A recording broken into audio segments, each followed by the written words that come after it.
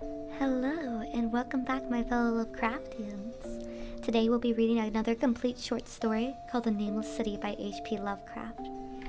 When I drew nigh the Nameless City, I knew it was accursed. I was traveling in a parched and terrible valley under the moon, and afar I saw it protruding uncannily above the sands, as part of a corpse may protrude from an ill-made grave. Fear spoke from the age-worn stones of this hoary survivor of the deluge, this great-grandmother of the eldest pyramid, and a viewless aura repelled me and bade me to retreat from antique and sinister secrets that no man should see and no man else had dared ever see. Remote in the desert of Araby lays the Nameless City, crumbling and inaccurate in low walls nearly hidden by the sounds of uncounted ages. It must have been thus before the first stones of Memphis were laid, and while the bricks of Babylon were yet unbaked.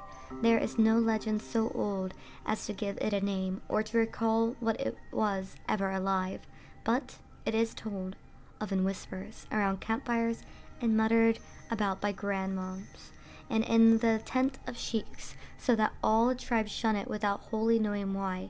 It was of this place that Abdul Azar, the mad poet, dreamed of the night before he sang his unexplained couplet.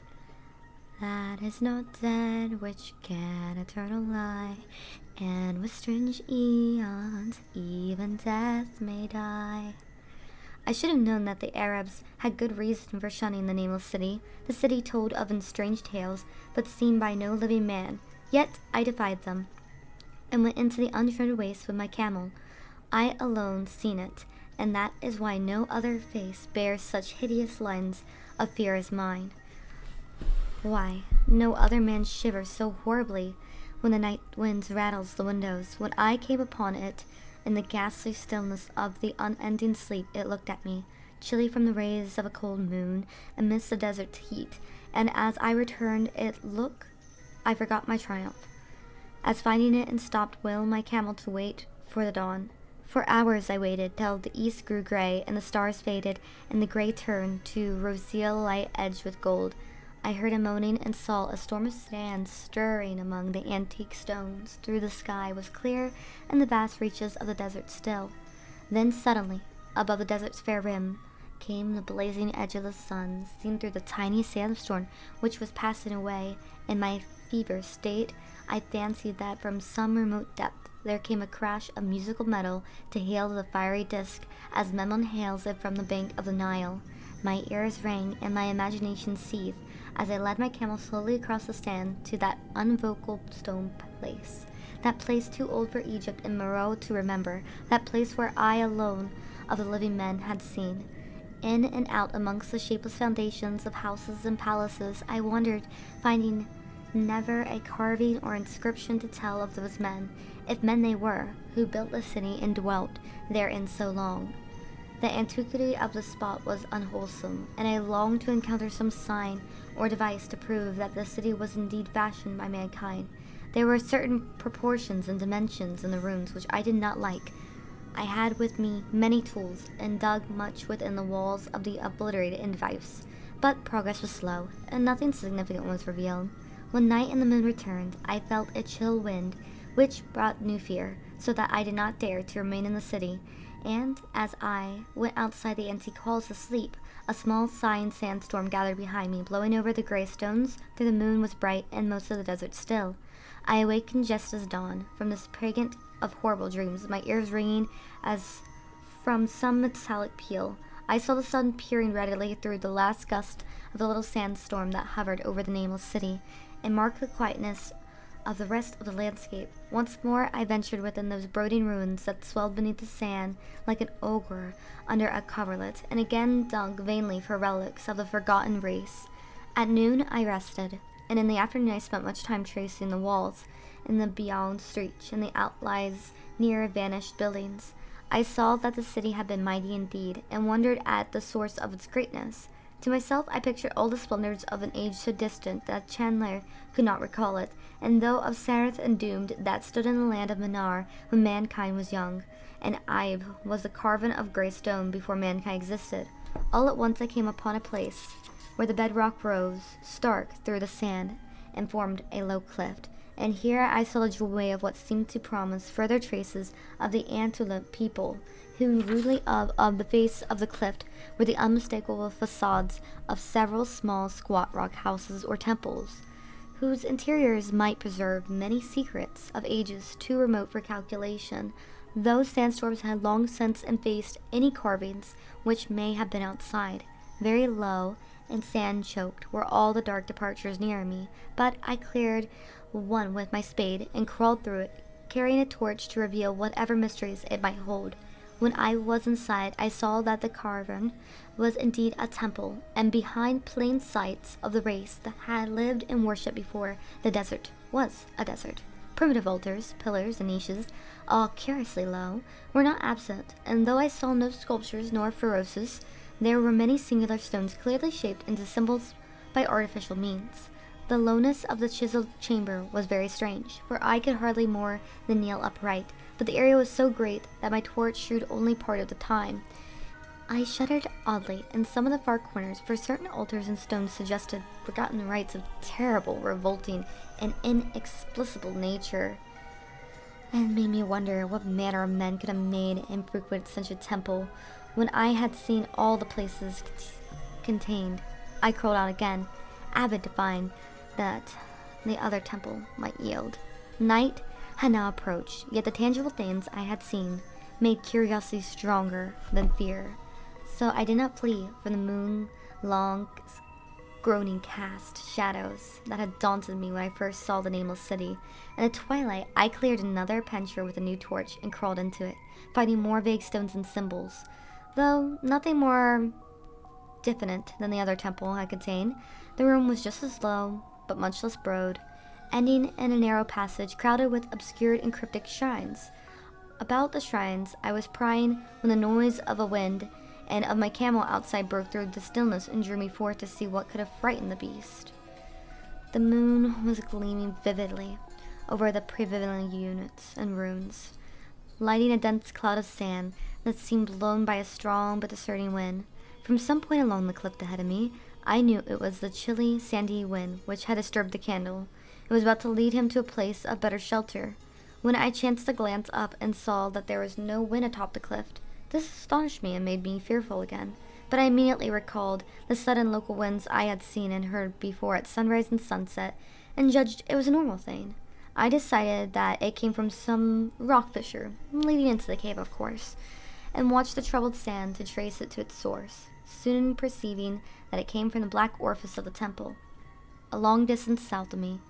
Almost out of sight, again the choking sand clouded, I plodded towards this temple, which, as I neared it, loomed larger than the rest, in a shroud of a doorway, far less clogged with caked sand. I would have entered, had not the terrific force of the icy wind almost quenched my thirst. I would have entered, had not the terrific force of the icy wind almost quenched my torch. It poured like madly out of the dark door, sighing uncannily as it roughed the sand and spread about the weird ruins. Soon it grew fainter, and the sand grew more and more still, till finally all was at rest again. But a presence seemed stalking among the spectral stones of the city, and when I glanced at the moon it seemed to quiver, as though mirrored in unquiet waters. I was more afraid than I could explain, but not enough to dull my thirst for wonder. So, as soon as the wind was gone, I crossed into the dark chamber from which it came. This temple, as I had fancied from the outside, was larger than either of those I had visited before. It was presumably a natural cavern, since it bore winds from some region beyond. Here I could stand quite upright, but saw that the stones and altars were low as those in the other temples. On the walls and the roof I beheld for the first time some traces of the pictorial arts of the ancient race, curious streaks of paint that had almost faded or crumbled away, and on two of the altars I saw, with rising excitement, a maze of well-fashioned curvular carvings. As I held my torch aloft, it seemed to me that the shape of the roof was too regular to be natural, and I wondered what the prehistoric cutters of stone had first worked upon. Their engineering skill must have been vast. Then a bright flare of fantastic flame shrewd me from which I had been seeking, the opening to those remoter abysses where suddenly the wind had blown, and it grew faint, when I saw that it was a small and plainly artificial door chiseled in the solid rock. I thrust my torch within, beholding a black tunnel with the roof arching low over a rough flight of very small, numerous, and steeply descending steps. I shall always see those steps in my dreams, for I came to learn what they meant. At the time, I hardly knew whether to call them steps or mere foothills.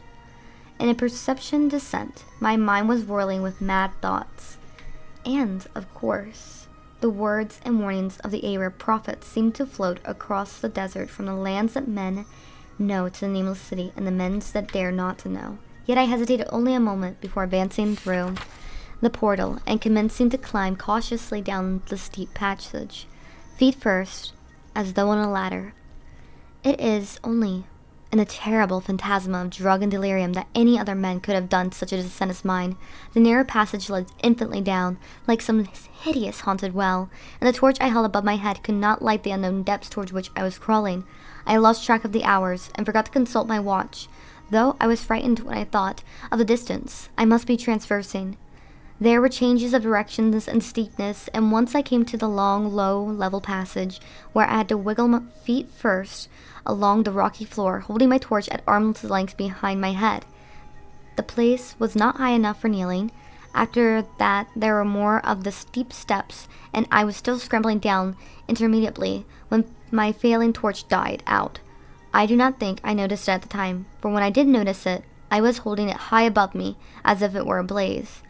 I was quite unbalanced, with the instinct for a strange and unknown, which has made me a wanderer upon earth and a haunter of far, ancient, and forbidden places.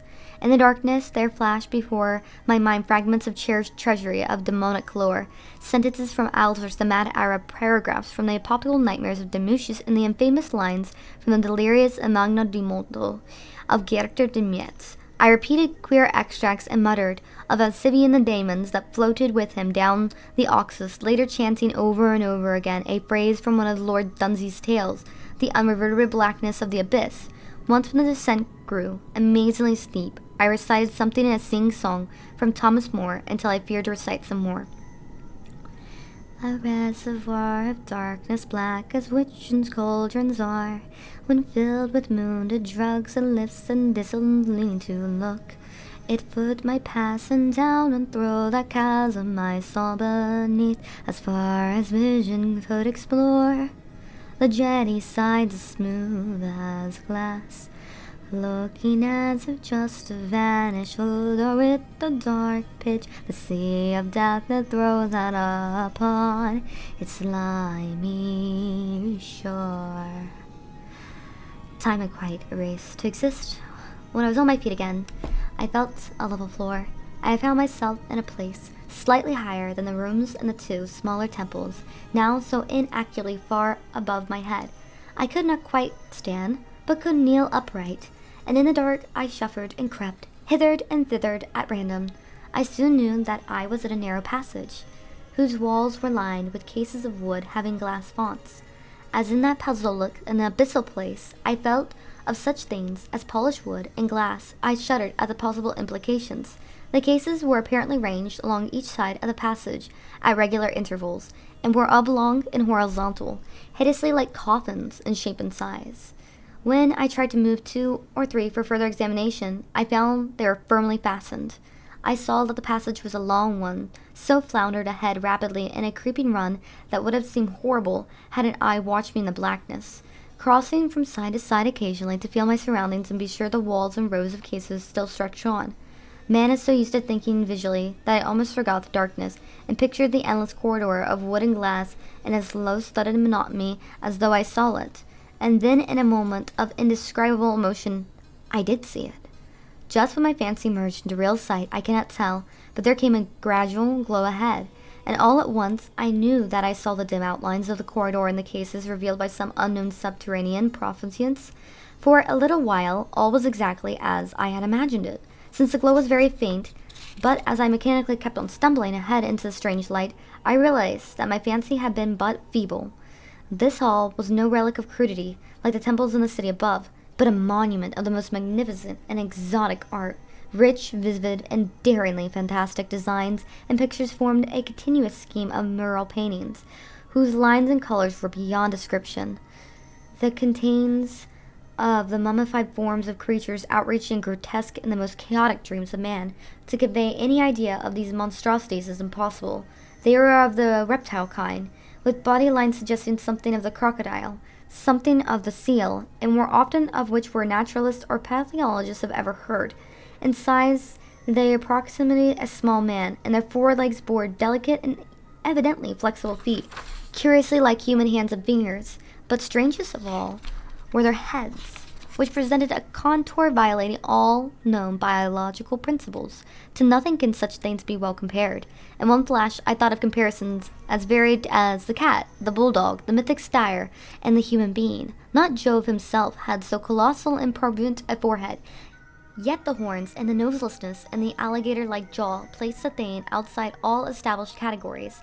I debated for a time on the reality of the mummies, half suspecting they were artificial idols, but soon decided that they were indeed some pale grim species which had lived when the Nameless City was alive. To crown their grotesqueness, most of them were gorgeously enrobed in the coziest of fabrics and lavishly laden with ornaments of gold, jewels, and unknowingly shining metals. The importance of the crawling creatures must have been vast, for they held first place among the wild designs of the frescoed walls and ceiling. With matchless skill had the artists drawn them in a world of their own, whereas they had cities and gardens fashioned to suit their dimensions, and I could not but think that their picture history was allegorical, perhaps showing the progress of the race that worshipped them. These creatures, I said to myself, were to the men of the Nameless City that what the she-wolf was to Rome, or some totem beast to a tribe of Indians. Holding the view, I thought I could trace, roughly, a wonderful epic of the Nameless City, the tale of a mighty seacoast metropolis that ruled the world before Africa rose out of the waves, and of struggles as the sea shrank away, and the desert crept into the fertile valley that held it. I saw its wars and triumphs, its troubles and defeats, and afterwards its terrible fight against the desert, when thousands of people here represented the allegory by the grotesque reptiles that were driven to chisel their way down through the rocks in some marvelous manner to another world whereof the prophets had told them. It was all vividly weird and realistic, and its conception of the awesome descent I had made was unmistakable. I even recognized the passages.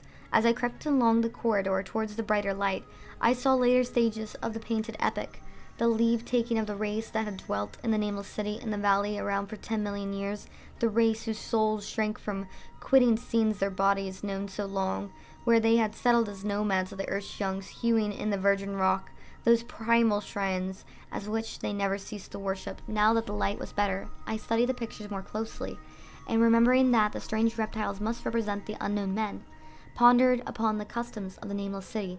Many things written in alphabet had seemingly risen to a higher order than those immeasurably later civilizations of Egypt and Chaldea. Yet there were curious omissions. I could, for example, find no pictures to represent deaths or funeral customs, save such as were related to wars, violence, and plagues. And I wondered as the rete strewn concerning natural death. It was though an ideal of earthly immortality had been fostered as a cheering illusion. Still, near the end of the passage were painting scenes of the utmost picturesqueness and extravaganceness, contrasted views of the Nameless City and its discretion and growing ruins, and of the strange new realms of paradise to which the race had hewed its way through the stone. In these views the city and the desert valley were shewn always by moonlight, a golden nimbus hovering over the fallen walls and half revealing the splendid perfection of former times, strewn particularly and exclusively by the artists. The paradise scene were almost too extravagant to be believed, portraying a hidden world of eternal day filled with glorious cities and ethereal hills and valleys. At the very last, I thought I saw signs of an artistic anticlimax. The paintings were less skillful and much more bizarre than even the wildest of the early scenes. They seemed to record a slow decadence of the ancient stock, coupled with a growing ferocity towards the outside world from which it was driven by the desert. The forms of the people, always represented by sacred reptiles, appeared to be gradually wasting away, though their spirits strewn hovered above the ruins by moonlight gained in proportion. Emancipated priests display as reptiles in ornate robe, cursed by the upper air and all who breathed it. And one terrible final scene shewed a primitive-looking man, perhaps a pioneer of ancient Iram, the city of pillars, torn to pieces by members of the elder race. I remember how the Arabs feared the Nameless City, and was glad that beyond this place the grey walls and ceilings were bare.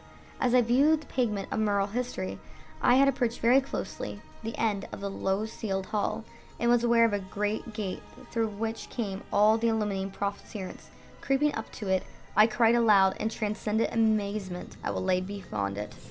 For instead of other and bright chamber, there was only an illuminable void of uniform radiance, such as one might fancy when gazing down from the peak of Mount Everest upon a sea of sunlit mist. Behind me was a passage so cramped that I could not stand upright in it. Before me was an infinity of subterranean effulgences.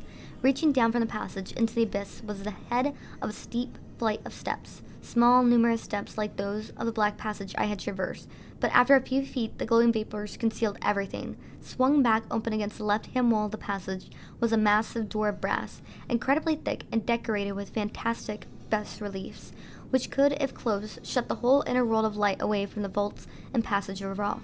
I looked at the steps, and for the nonce dared not try them. I touched the open brass door, and could not move it. Then I sank prone to the stone floor, my mind aflame with prodigious reflections which not even death-like exhaustion could banish. As I lay still with closed eyes, free to ponder many things I had lightly noticed in the fresco came back to me with new and terrible significance. Scenes representing the Nameless City in its heyday, the vegetation of the valley around it, and the distant lands which in merchants traded. The allegory of the crawling creatures puzzled me by its universal prominence, and I wondered that if it should be so closely followed in a pictured history of such importance. In the fresco, the Nameless City had strewn its proportions fitted to the reptiles. I wondered what its real proportions and magnificence had been, and reflected a moment of certain oddities I had noticed in the ruins. I thought curiously of the lowness of the primal tempers in the underground corridor which the double hews, thus out of deference and reptile deities which honored. Though it Penforn reduced the worshippers to crawling, perhaps the very rites had involved a crawling in imitation of the creatures. No religious theory, however, could easily explain why the level passage in that awesome descent should be as low as the temples, or lower, since one could not even kneel in it. As I thought of the crawling creatures whose hideous mummified forms were so close to me, I felt a new throb of fear. Mental associations are curious, and I shrank from the idea that except for the poor primitive man torn into pieces in the last painting, mine was the only human form amidst the many relics and symbols of primordial life. But, as always, in my strange and roving existence, wonder soon drove out the fear. For a luminous abyss and what it might contain presented a problem worthy of the greatest explorer.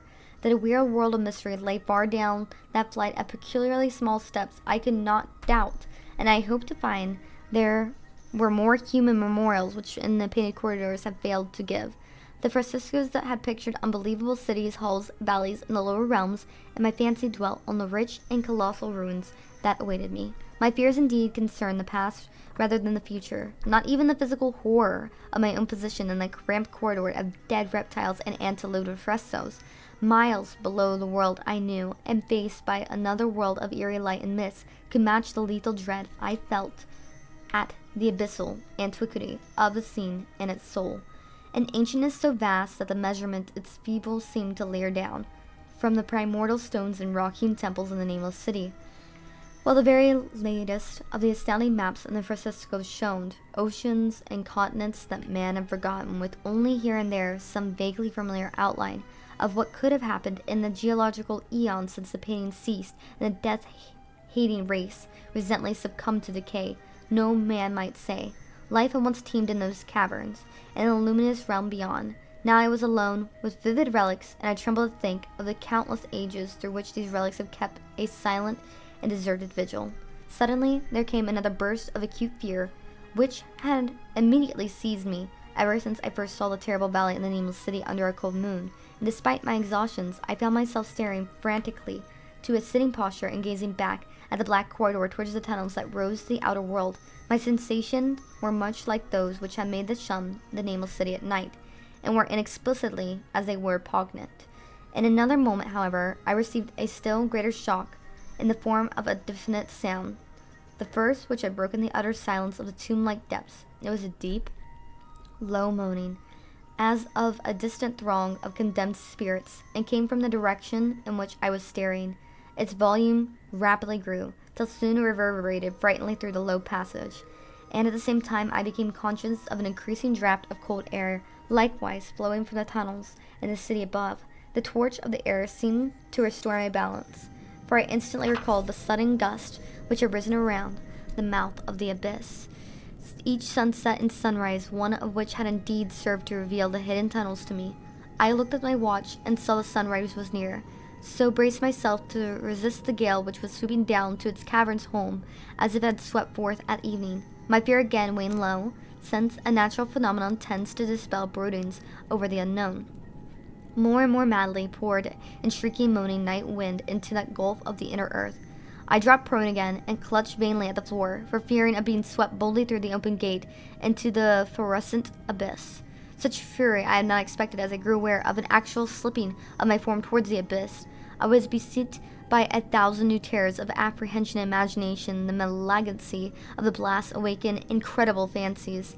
Once more I compared myself strugglingly to one of those human images in the frightened corridor, the man who was torn to pieces by the nameless race. For in the fiendish clawing of the swirling currents there seemed to abide a vindictive rage, all that stronger because it was largely impotent. I think I screamed frantically near the last. I was almost mad, but if I did so, my cries were lost in the hell-born babble of the howling wind wraiths. I tried to crawl against the murderous invisible torment, but I could not even hold my own, as I was pushed slowly, inexorably towards the unknown world. Finally, reason must have wholly snapped, for I fell to babbling over and over unexplained couplets of the mad Alzer who dreamed of the nameless city. This is not dead which can eternal lie, in wind strange eon even death may die. Only the grim brooding desert's gods know what really took place, what indescribable struggles and scrambles in the dark I endured, or what Abdon guided me back to life, where I must always remember and shiver in the night winds till oblivion or worse claims me. Monstrous, unnatural, colossal was a thing too far beyond all the ideas of man to believe, except in the silent, damnable small hours which only one cannot sleep. I have said the fury of the rushing blast was infernal, Cthulhu's station, and that its voices were hideous with the pent-up viciousness of desolated entities. Presently those voices, while still chaotic before me, seemed to me beating my brain to take articulate form behind me, and down there in the grave an unnumbered eons dead, antiquities leagues below the dawn-lit world of men, I heard the ghastly cursing and snarling of strange-tongued fiends. Turning, I saw outlined against the luminous aether of the abyss what could not be again seen, the dusk of the corridor, a nightmare horde of rushing devils, hate-stored, grotesquely penultimate, half-transitional devils of a race no man might mistake, the crawling reptiles of the nameless city. And as the wind died away, I was plunged into the ghoul-peopled blackness of earth's bowels, for behind the last of the creatures the great brazen doors clanged shut with a deafening peal of metallic music, whose reverberations swelled out to the distant world to hail the rising sun, as Memrose hails it from the banks of the Nile.